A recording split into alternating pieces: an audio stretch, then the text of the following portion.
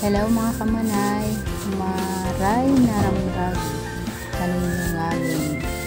Ayan, nagpintura na naman ako mga kamanay sa aking dingding kasi para maging ano siya, maging light color. Parang ano siya mga manay, luminaw ang kulay, kaya pininturahan ko ng kulay puti mga kamanay para naman maging unique ang aking kubo. Yan, talagang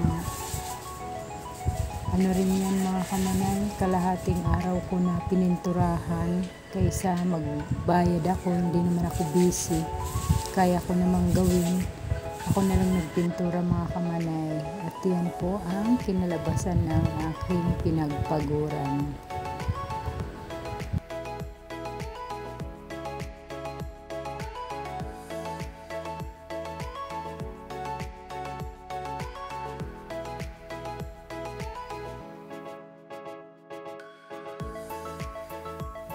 At yan, nilinis ko na nga rin mga kamanay at bumili din po ako ng kortina. Hindi ko na rin po naipakita yung paano kinabit ko yung mga kortina mga kamanay. Bumili ako sa Shopee mga kamanay. Mura lang po yan. 80 lang ang isang piraso ng kortina mga kamanay sa Shopee. At yan, nahinog na yung aking saging mga kamanay na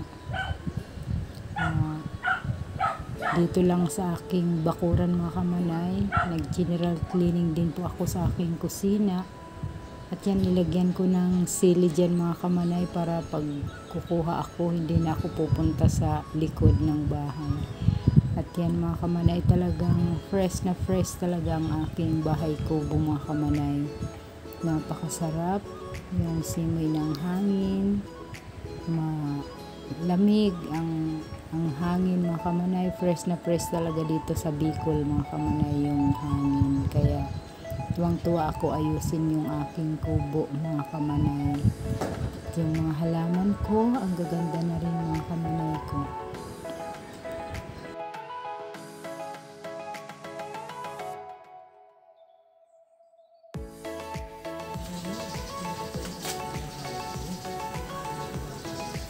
Nagluto na rin ako mga kamanay ng laing para pananghalian namin. Yan, at sinahugan ko yan ng ulo ng maya-maya mga kamanay. Nilagyan ko rin siya ng libas, yung pampaasim, para nag-aagaw yung alat tsaka asim.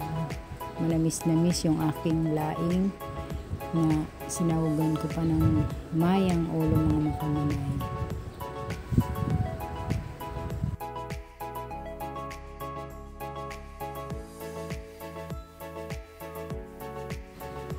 At yung saging na yan mga kamanay, kinuha ko yan sa likod ng aming bakuran mga kamanay. Ano siya, latundan, isang buwig talaga mga kamanay. Ang ganda, sarap talaga siya kamanay, ng mahinog. Napakaganda talaga mga kamanay dito sa probinsya. Nilinis ko na rin po yung taas ng aking tulugan sa aking bahay kubo. Very fresh mga kamanay.